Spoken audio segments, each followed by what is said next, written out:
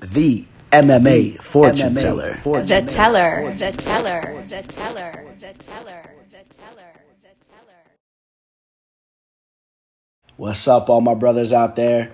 It's a beautiful Memorial Day down here in South Florida. I hope the weather is as beautiful where you guys are as it is down here, because it's just absolutely gorgeous. We're going to be breaking down UFC Fight Night 153 taking place in Stockholm, Sweden. You know, the crowd gets a little crazy over there, so it should be an exciting event. Some good fights on the card. You know, but before we get to any of that, we got to take a look back at last week like I always do it. UFC Fight Night 152. You know, I'm not even going to say that whole little slogan I do every week, you know, because I continuously win. I'm not going to say another profitable weekend. I don't want to, you know, chew your guys' ears off with that. So I'll try to think of some different words I could say to explain what I'm trying to get across. I made more money again this past event that we had 2 weeks ago. Went 3 for 3 on all my plays. Rafael Dos Anjos against Kevin Lee. That fight played out exactly as I said it would. Hit that one just straight out the park. Shout out to RDA, man. He looked good, too. Looked good in that fight. You know, I knew that Kevin Lee wasn't the same type of wrestler or grappler as an Usman and Covington, and everyone put way too much stock into the fact that RDA was coming off 2 losses to wrestlers. Kevin Lee is not that whatsoever, nor is he on those guys' level as far as grappling goes and wrestling in general, but he's not the same size either, you know. He really is a 155er. Maybe he's a 160 or 165 or whatever if they make one of those weight classes. In the meantime, there's not, and he was going up to welterweight.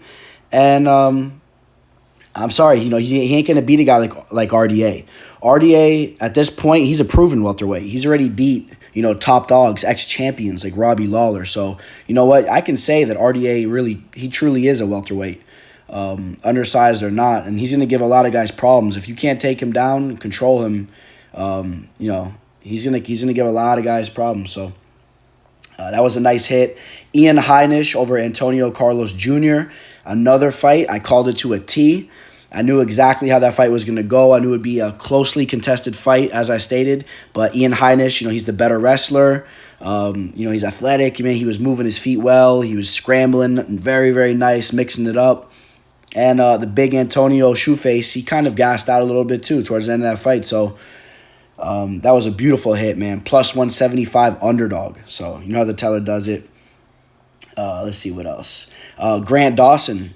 Another fight went exactly as I said it would. Grant Dawson, the better grappler, relentless pace. He didn't really even have to use his cardio and just the way he can continuously grapple to the later rounds. You know, he got it done pretty quick, man. In the middle of the second round, you know, as soon as he got him down, I mean, it might have only been his second or third time he got him down in the fight, and, you know, gets the rear naked choke. So Grant Dawson, the guy, I said, keep your eyes on him. You know, very good fighter.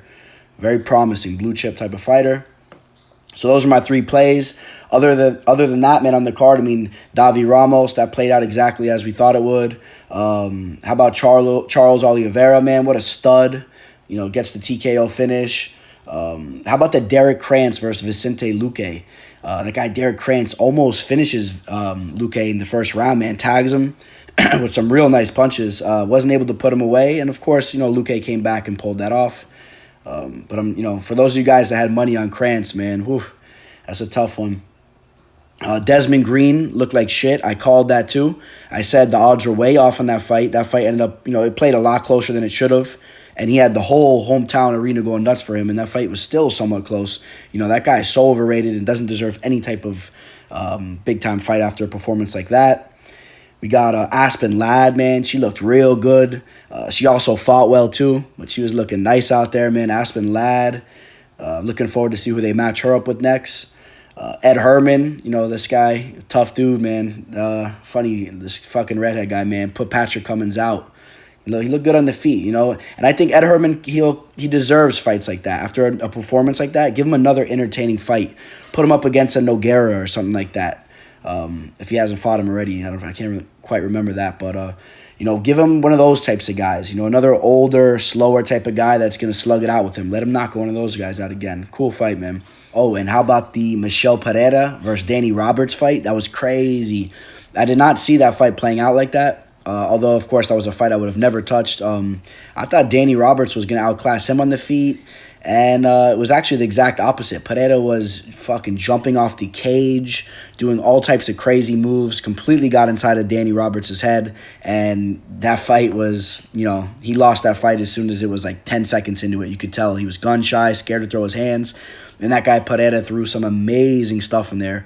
I can't wait to see who they match him up against next. Really, I don't even care who they match him up next. Actually, I just want to see him fight because I think no matter who they put him in there with, it's going to be an entertaining type of fight. Eventually he's probably going to get laid out and knocked out. But in the meantime, win or lose, it's going to be exciting to watch him fight. So Julio Arce, that fight, like I said, that line was way off. That fight was playing very close up until he finally got that head kick knockout. So Julian Erosa was out-voluming him. He probably was maybe going to lose the decision either way. It was close, but, I think I forgot what the line was, minus 700 or whatnot. It's way off. Props to Zach Cummings, took the young Giles out. That was a cool little fight. But yeah, so overall, good fight card. We're going to move along now to UFC Fight Night 153, taking place in Stockholm, Sweden. Oh, before I get into that, pretty cool story. I just went over to the gym for my morning workout over here. Bumped into the great Jimmy Smith.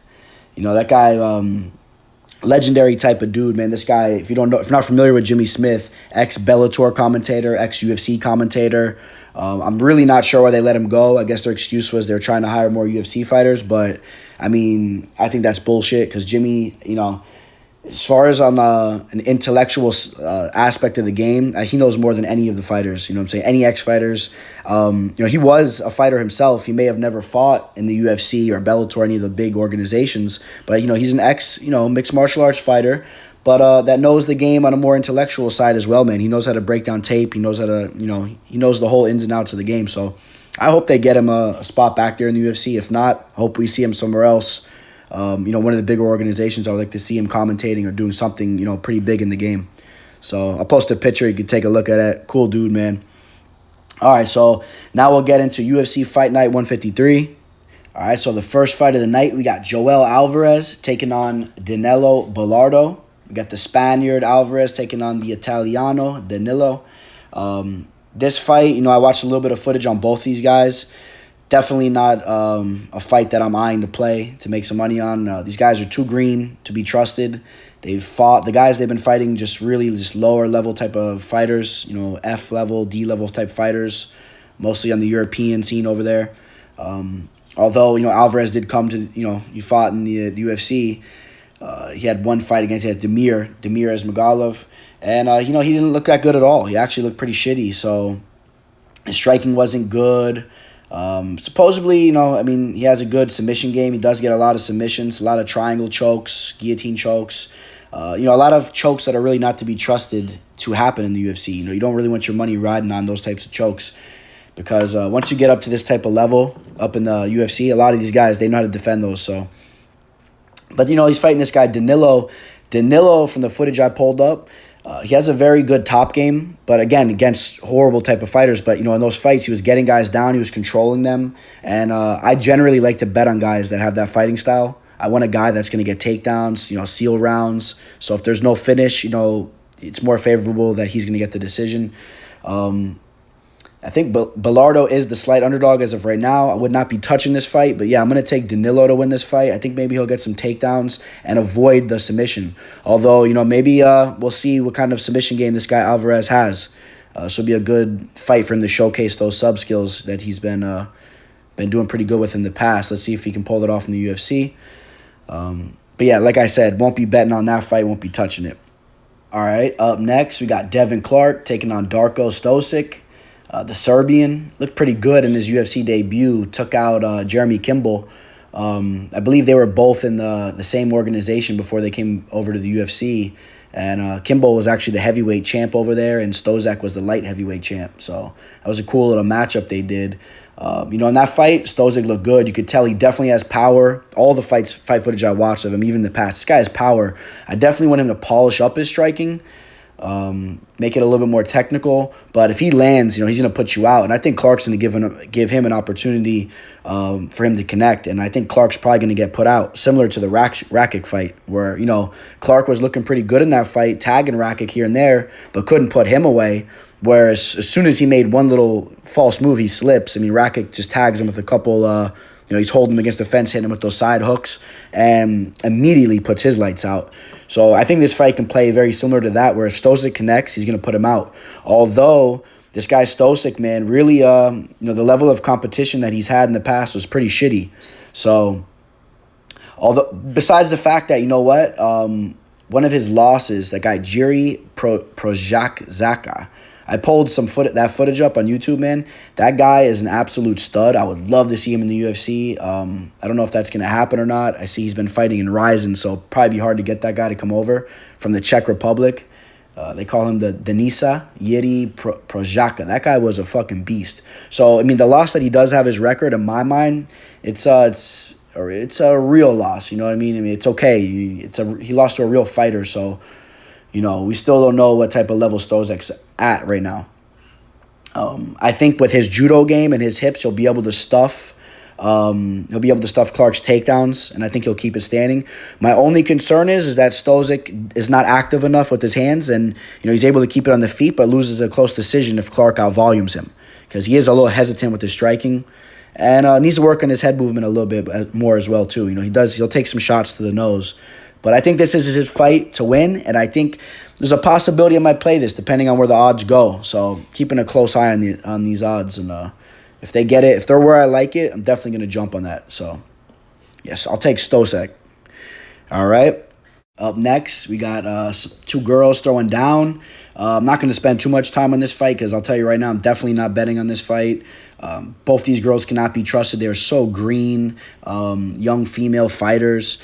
I believe Duda is actually supposedly a relative of Cowboy Oliveira, who is also supposedly on the run right now. I wouldn't look so much into those charges. I think it's bullshit. Supposedly he abused his wife and then stole his daughter and left. Who knows what really happened. You got to feel for some of these fathers out there, man, that want to see their kids. And who knows if he has a crazy baby's mom or ex-wife. Who knows, So I would like to see things kind of unwind and unravel before we start judging the guy. He didn't steal his daughter. It's his daughter. He probably loves his daughter to death and wants to be with her. Who knows what's going on? So let's see what kind of facts come out with that. But yeah, supposedly this girl Duda is a relative of his, so she's got to be tough. Striking is supposedly pretty good. She's a good Muay Thai fighter. This guy Bay Malecki, the girl Bay Malecki, 2-0. She's a nice striker herself. From some of the footage I saw, she was, she looked like just a newborn giraffe. She's tough. She pulled off the rear naked choke against Faith Davis. I mean, the girls that she's fighting, though, very, very low level. But she is the type of girl that I believe that if she polishes up her skills, she can be a decent fighter. She's 27 years old, and she has the Muay Thai game down. I'm going to take... I've been back and forth on this fight from what I've seen. I'll just take Bay Malecki to win this fight. It's in Sweden, so if it is somewhat close, she should get the decision. It's in Sweden, so you got to go with Bay Malecki. But, we'll see what happens. Not touching that fight. All right. Up next, we got Nick S.S. Sargent from fighting out of Germany, taking on Frank Camacho. The tough dude, I believe, is he from Guam? He's a tough dude. No, he's from the Sapien Islands, Northern Mariana Islands. Frank the Crank, dude, he's a tough guy. Coming off 2 losses, but, Jeff Neal, good striker. Jeff Neal's a good fighter. Drew Dober, good fighter. But, before that, he had that fight against Damian Brown, which was an absolute slugfest. But he showed to be on another level than Brown, was just outclassing him in those exchanges. Before that, another loss to, Jinglang Li, who was a pretty decent fighter. Really, if you look at Frank Camacho's record, he doesn't have a win over anyone that's recognizable. Nick Hein, on the other hand, I like his style. He's an athletic dude. He can mix it up on the feet. He has some takedowns. He's a strong guy. And if you look at the guys that he's lost to, recognizable type of dudes. Demir Hazovic, who I'll be getting to a little bit later. He's in the card. Davi Ramos. He looked good in that fight up until the point he got submitted. Ramos is a beast. One of the best jiu-jitsu practitioners in the mixed martial arts game. Before that, Hein was on a 3-fight win streak, but really to nobodies. Lost to James Vick. That was actually a close fight. And then his most notable win he had over Drew Dober. So, some MMA math there. Frank lost to Drew Dober. Nick Hein beat Drew Dober. The line on this fight's close. I'm going to take Nick Hein to win this fight. Not sure if I'll be playing it or not yet, making some final decisions. But, I like Nick Hein to win this fight, especially where the line's at. So, it's basically a pick 'em. Nick Hein with his Tiger Muay Thai training, I think he's a good fighter. I think this fight's going to take place in the feet. And maybe even Nick Hein can get a couple takedowns here and there. So, I'll take Nick to win the fight. All right, let's keep it moving. Rolling right through this card. We got Braveheart Stephen Ray taking on Leonardo Santos. Santos is back, man. That guy's been gone for a while. His last fight was in 2016. He was coming off a split decision win against Adriano Martins. This is one of Kevin Lee's, if they fought a while back, 2015, one of the times Kevin Lee got knocked out. I think one of the only times he was finished. That was a pretty nasty combo he hit him with. Has a win over Anthony Rocco Martin. I'm high on him. He's a tough dude. Leonardo Santos is a good fighter. I think he's definitely a better fighter than Stephen Ray when, he's active and he has his mind in the game. I don't know exactly what happened that kept him out for so long. Train over at Novo and Yao. Great camp over there. I think this is Santos' fight to win. If he can come back and just step right back into the octagon and just leave where he left off, then okay, I'll take Santos to win this fight. Stevie Ray is a tough dude. I think he's a little overrated just because people were kind of looking to find a guy from Scotland that could fight. Because it's kind of cool. Some of these small little countries, they're tough people. Kind of like when Conor McGregor came out, proved to be one of the greatest fighters in the world. A lot of people were hoping that he would be the next Conor, just kind of the Scottish one, I guess. But he never really lived up to the hype, in my opinion. Lost a fight to Cajun Johnson, split decision loss. Got knocked out by Paul Felder. Some of his notable wins, he did beat Joe Lozon. That was a very close fight, actually. Had a split decision against Ross Pearson when Ross was, on the downhill of his career. I'm going to take Leonardo Santos to win this fight. I know he's old now, too, and he's been out the game for a while. I usually don't like to bet on guys that are coming off long layoffs. I've learned my lesson in the past. But I think Santos, he has the hands. He has the jiu-jitsu game. At least maybe he's been resting his body while he's been out the game. So 39 years old, but, I'm going to take Santos to win this fight.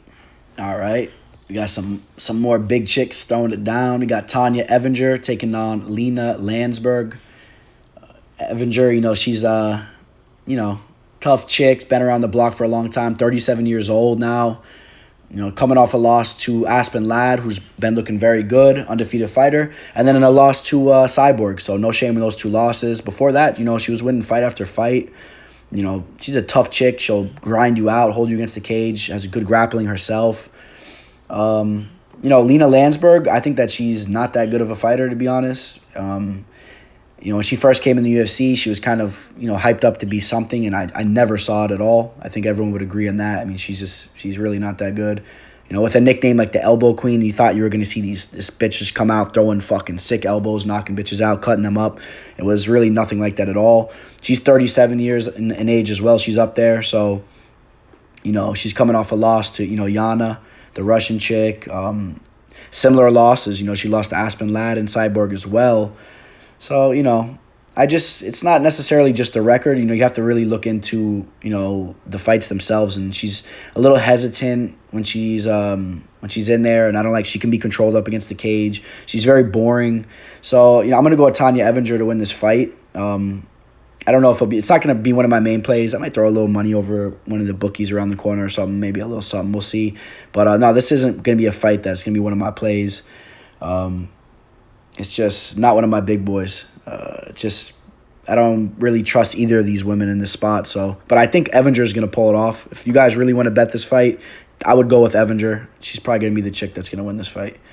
All right, up next, we have a short notice fight. We got Rostam Akman. He's stepping in there on short notice, taking on Sergey Kondukosko. This is a fight that I'm probably not going to be touching. Sergey looks, has some potential. Looks to be a decent fighter, decent record, 25-5. He's fighting a guy that's a lot more green than him. He's only had 5 professional fights, 5-0. Rostam Akman looks to be a pretty tough fighter. He's a hairy ass fucking dude too, man. But he likes to get in there. He likes to finish his fight. So, he's fighting out of Sweden too. So he might have the crowd going for him.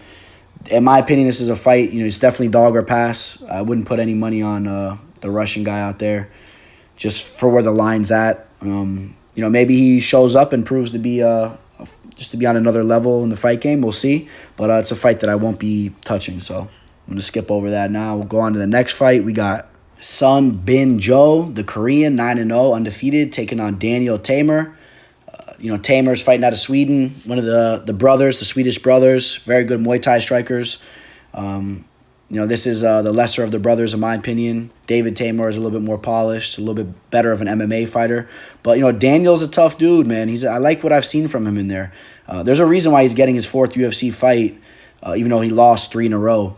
He lost to Julio Arce, Julio Arce is a good fighter. Chris Fishgold, tough dude, fighting on the card later as well. The Danny Henry, the Scottish fighter, is very good too. And I just think that Tamer needs to work on his ground game more. His takedown defense looked decent against Fishgold. Fishgold was really, digging for those takedowns. And Tamer stuffed a lot of them. He was able to get the fight back to its feet. Even got a couple of takedowns himself, kind of in some wild scrambles. And he has good Muay Thai. I like him. He has power in his hands. If he connects, he's going to put someone out. I'm telling you, don't be surprised when he knocks somebody out. But this guy, Sun Bin Jo, very good striker himself from the tape I was able to see. Well-rounded, pulling off arm bars and stuff. And, the guys that he's fighting, not the most top-notch type of fighters. But, you can't argue with the results, of what he's doing to these guys. And he's putting them out. These are your everyday average Asian type of fighters. He's just finishing these guys, Japanese guys, Korean guys, a lot of Asian fighters. This guy has potential. We're gonna see now when he steps up to the big show in the UFC and to these next level of type of fighters. Let's see what he could do now. Let's see if he could finish a guy like Tamer. I think it's a perfect fight for him to see, a perfect measuring stick to see how far he's came in the game up to this point. We'll see if he's a possible real contender. But like I said, don't be surprised if Tamer shows up. This guy, Tamer, a very good Muay Thai striker. I have a feeling this fight's going to take place on the feet. So, take that into consideration. And then Tamer has the crowd behind him too. So, that all being said, I still think that Sun Bin Jo is the better fighter. So, although it's in Sweden, I still got to go with Joe to win this fight. But like I said, don't be surprised. I'm staying away from this. I'm excited to watch this fight, though. Let's see how it plays out. All right, now we're to the top of the card. We have about 5 fights left. Really excited to see every one of these fights take place, man. It was a real pleasure to break down the footage on all these guys. A lot of these guys are involved in a lot of exciting fights, a lot of finishes. So, like I said, it was a real pleasure to break down the tape. And I think we got some opportunities to make money on a couple different one of these fights. So, we'll start off with Christos Giagos taking on Damir Hadzovic. Christos Giagos, fellow Greek, I'm a big fan of his. A really cool guy. I've talked to him a few times here and there on Instagram and stuff. He's commented, messaged back, cool dude. He represents the Greek fighters out there, like myself, so that's cool and all. But, I got to be honest, I don't like how he's always fighting on his back foot. I would like him to push the pace a little bit more.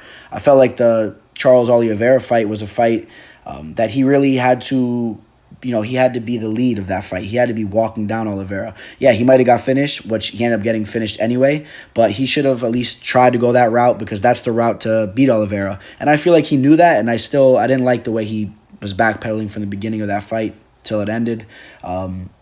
Has decent wrestling. So that's one thing that you got to be careful for in this fight. Fighting a guy like Damir Hadzovic has been looking very good. And I think this guy's a lot of potential, but one hole that I did see in his game was his grappling. And two of his most recent losses, he was taken down pretty much at will, especially in the Alan Patrick Silva Alves fight.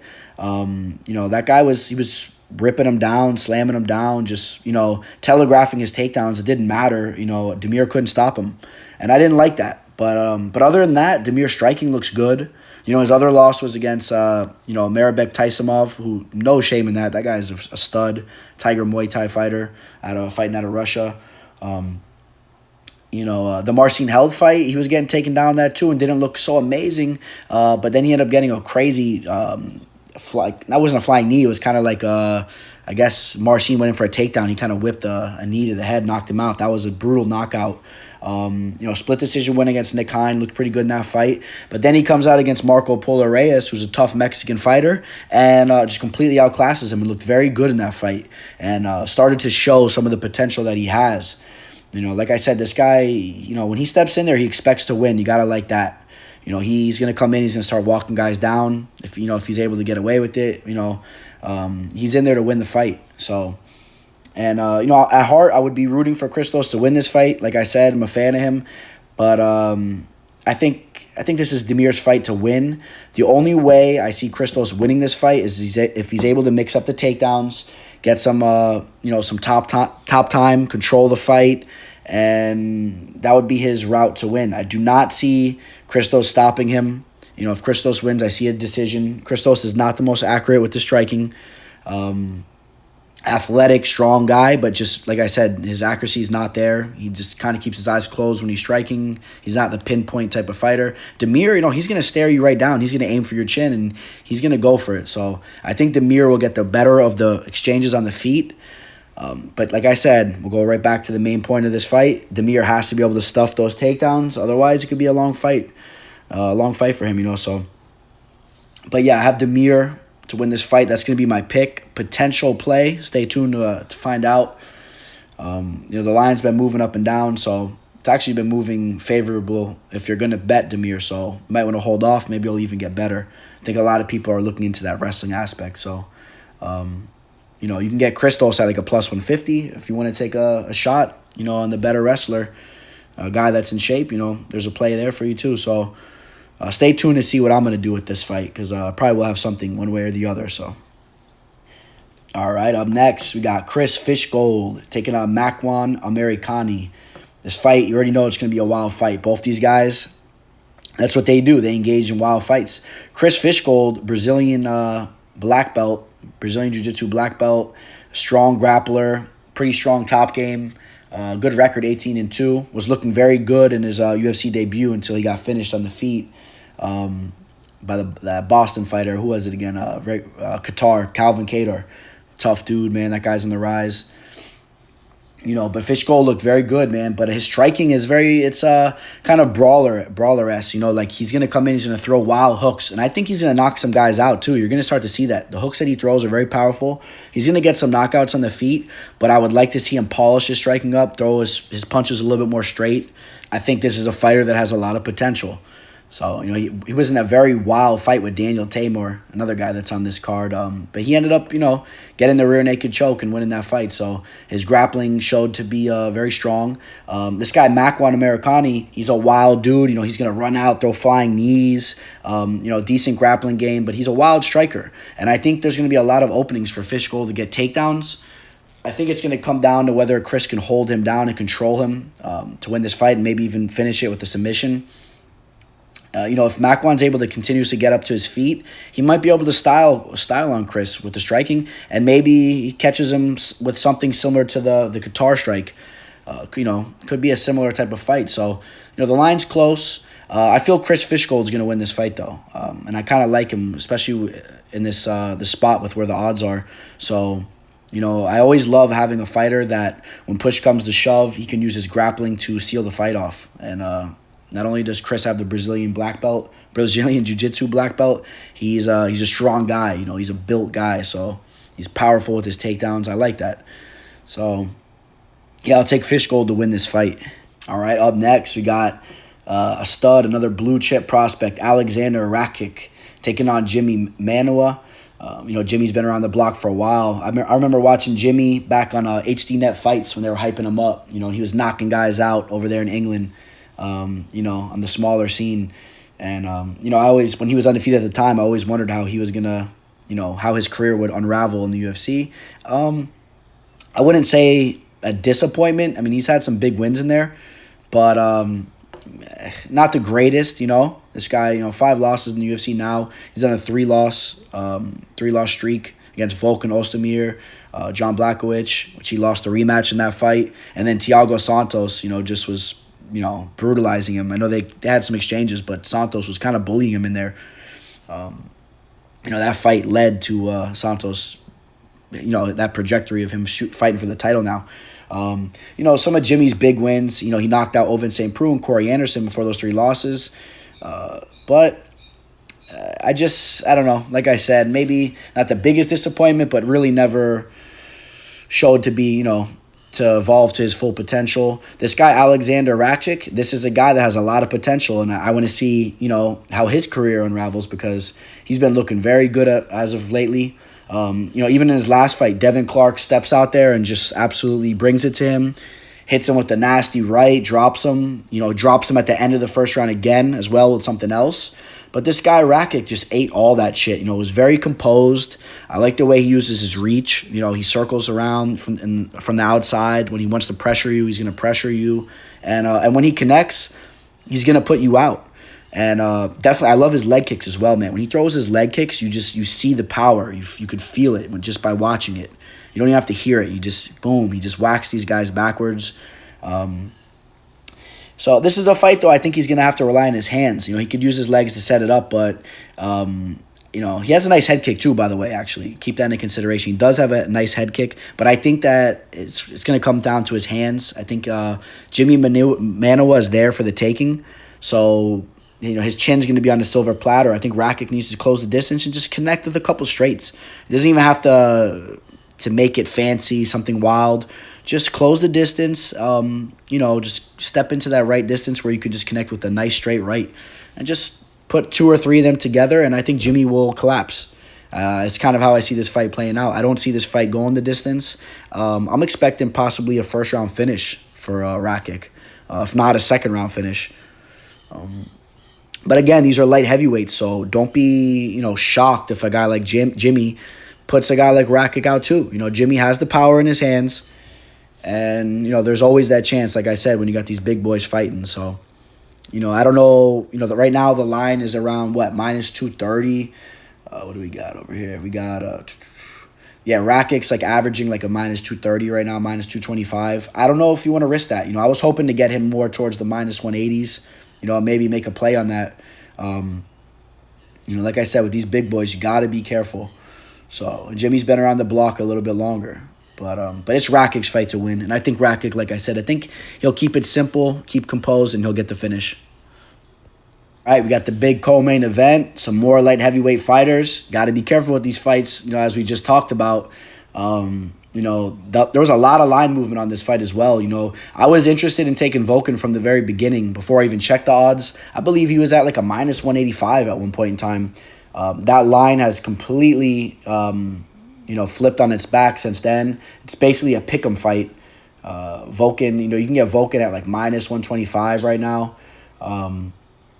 Minus 120 in a couple different bookmakers. And Volkan, in my opinion, looked very good in his last fight. I think he won that fight. I actually had money on Reyes. I had a mix in a parlay, and I won that. But I think that maybe I'm a little hard on the guys I bet on because I just want them to go in there and just, clean house and give me an easy victory. But I felt like Volkan won that fight. He was stuffing takedowns early, keeping the fight on the feet, getting the better of the exchanges, bullying Reyes, walking him down. Looked very good. And before that, the fight against Anthony Smith, he was dominating that fight. Or at least, maybe not dominating, but he was whooping some ass in there. And ended up getting taken down and rear naked choked, So... And then before that, the Cormier loss. Cormier is the fucking, he's the champ, you know what I mean? So, and then before that, he was knocking guys out left and right, knocked Jimmy out, Misha, OSP. And I think ever since then, I think he's a better fighter. I think he's evolved, even through these 3 losses.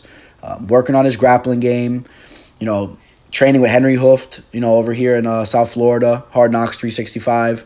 Striking's on point. And I think he's going to look better than ever in this fight. I have a gut feeling that he's just going to come out looking great. Really just fuming after these 3 losses. Probably train his fucking ass off. And then you got a guy like Ilir Latifi, who we've seen gas out before. Towards the later rounds. He's 35 years old now. Very tough dude himself. Has power in his hands. But Volkan can eat a shot. So I don't think that's going to matter so much. I think it's going to matter if he connects with something and then shoots for takedowns and is able to get Volkan, sitting on his back. But if you look at Alir's submission wins, like his guillotine choke over OSP, it really was a pretty simple submission. He rocked OSP and then OSP stuck his head in there. So, this guy, other than that, he has a guillotine choke against Cyril Diabate, who was a Muay Thai fighter that really wasn't even an MMA fighter. So, okay, a simple guillotine choke on him, and that's about it as far as submissions go. 1 key lock in the beginning of his career, too, against a fucking novice. So I don't think he's going to sub Volkan. I'm just hoping that he doesn't get the continuous takedowns and seal rounds off like that. I don't think he is. I think Volkan's going to keep the fight on the feet, and I think that he'll get the better of the exchanges. And I think that Volkan, even though he doesn't have the best cardio himself, I think he'll have better cardio than Ilir on the night. So I'm going to go with Volkan to win this fight. Stay tuned. We'll have some more information on a possible play on Volkan as well. All right, we got the main event of the night. Alexander Gustafsson. Should be Alexander the Viking Gustafsson. I guess he likes the Mauler better. I think he should be the Viking. But hell of a fighter, coming off a tough loss to John Jones. He's taking on Anthony Smith in this fight. Anthony Smith's been looking decent at light heavyweight. Anthony Smith's also coming off a loss to John Jones. Looked tough in that, that fight. He was able to last all 5 rounds.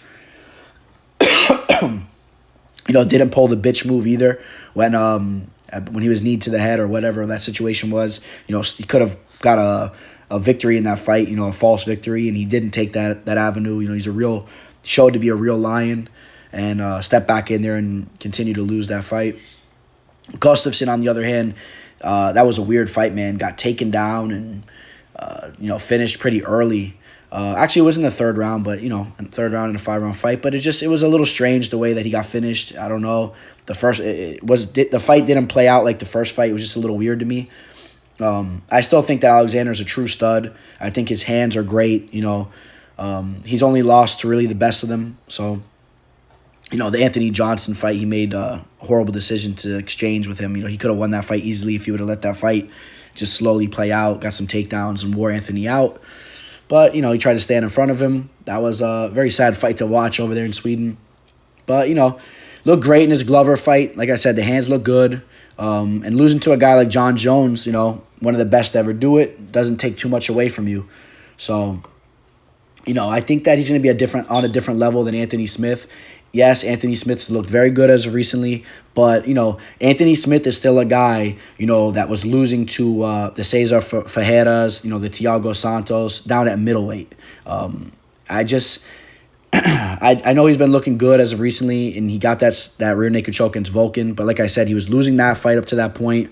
And then his knockouts are against guys like Shogun, Rashad, Hector Lombard, who lost his chin at the time as well, and he was losing that fight up until Anthony got the knockout. So I don't think that's going to be enough to beat a guy like Gustafsson. I think Gustafsson's going to come in hopefully motivated.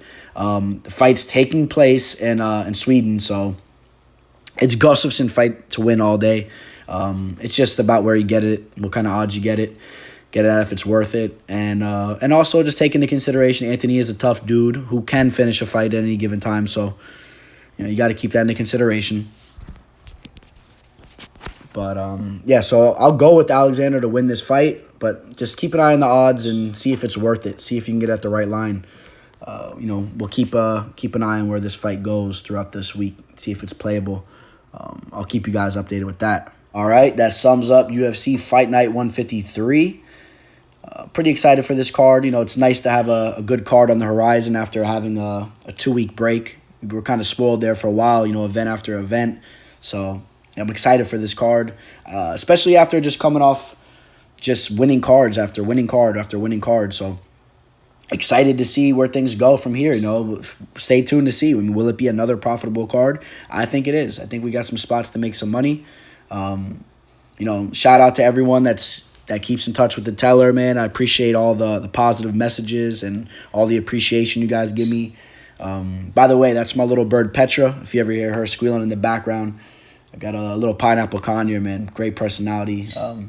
She's always studying fight footage with me. She's a cool chick, so I'll post some pictures of the little Petra here and there sometime in the future.